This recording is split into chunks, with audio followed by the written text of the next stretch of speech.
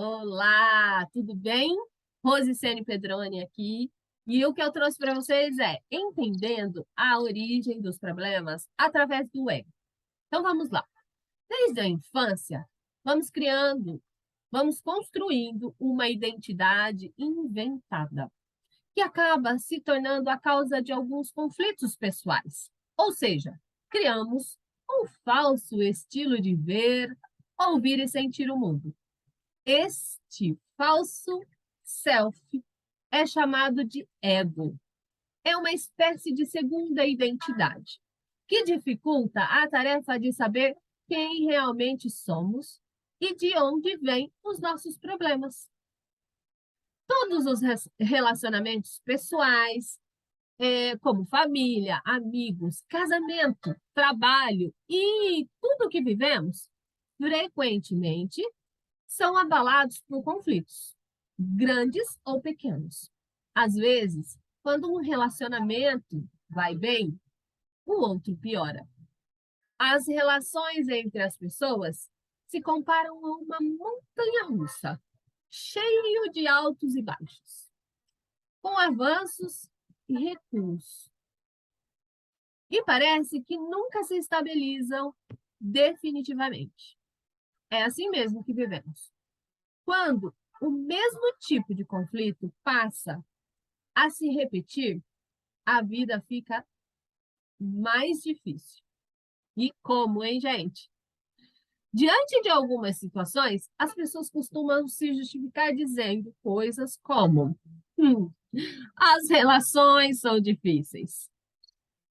E nessa frase, a verdade é que quem faz essa afirmação é difícil. Então, não são as relações difíceis. Eu sou difícil, porque eu estou falando isso. Mas talvez a pessoa não precise de reparos, mas deve examinar e questionar suas crenças e comportamentos. Por quê? Porque elas estão sendo dominadas pelo próprio ego. Então, quem domina crenças e comportamentos? O ego, tá? Estas não são, sem dúvidas, as causas do sofrimento. E, infelizmente, não são mesmo, tá? Mas apenas um gatilho, uma faísca que desencadeia uma dor antiga que estava lá, ou na infância, ou numa atitude de alguém, um conflito não resolvido que já estava ali dentro do seu inconsciente. E aí, esse gatilho traz à tona.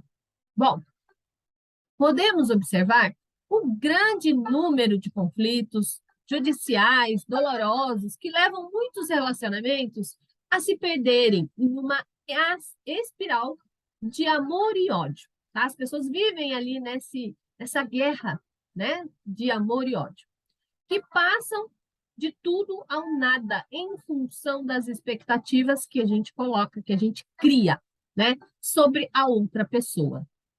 E essas expectativas, se alcançar, né, será amada, se não, será odiada.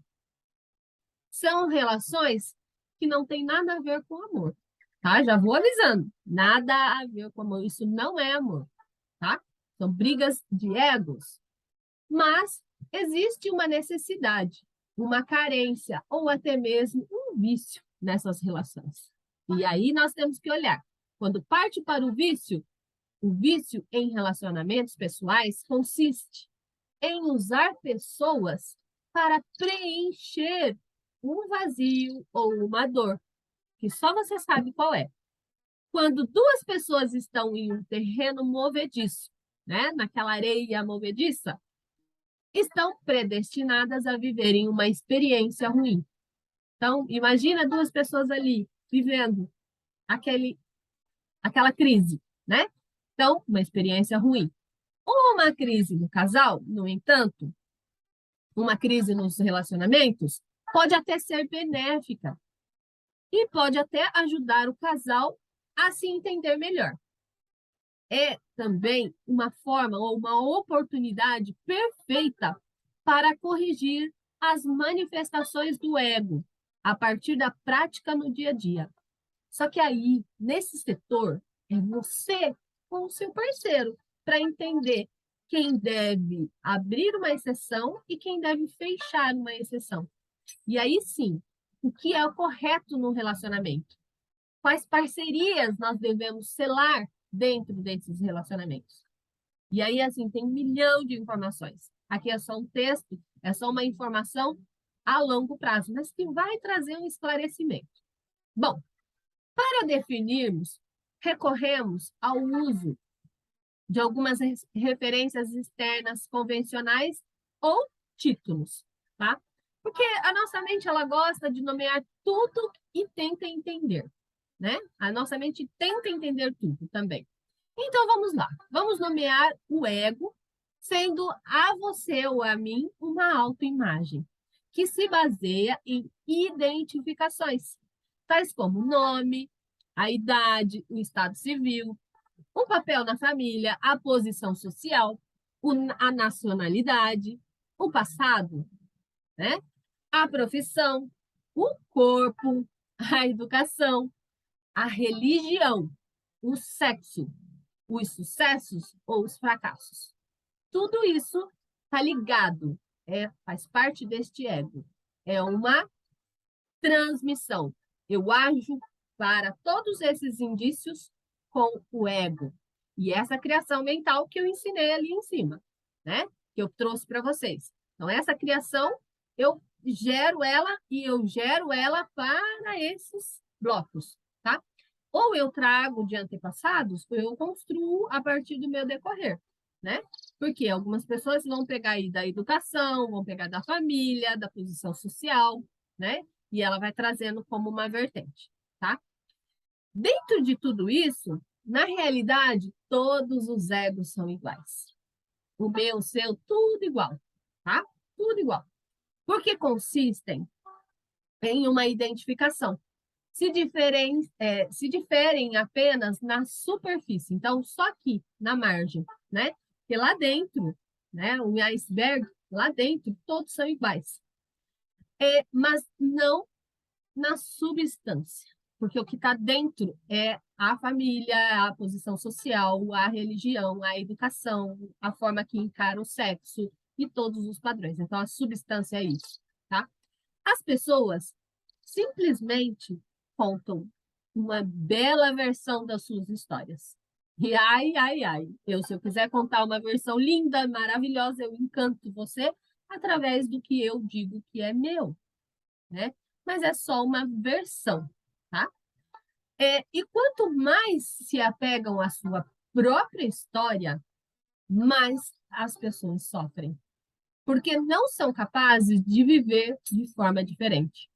Então, pensem bem, todo mundo que está contando uma bela versão da sua história, ou até mesmo uma história com dor e sofrimento, essa pessoa está atrelada a um grande poder da autoimagem, a um grande poder do ego, tá? Então, todas as pessoas que agem com estas histórias, elas estão atreladas, tá? A um grande poder do ego. E aí, assim, o ego é benéfico ou não, né? É uma pergunta que aí vem um racional, né? Eu não posso dizer que é ruim, porém eu não posso dizer que é bom. Mas aí Einstein traz para a gente uma frase que eu trouxe ela aqui no meio desse texto para complementar. E aí a frase diz o seguinte: a realidade, o que é real, o que é agora, tá? É nada mais do que a capacidade de nos enganar com nossos sentidos. Albert Einstein fala isso.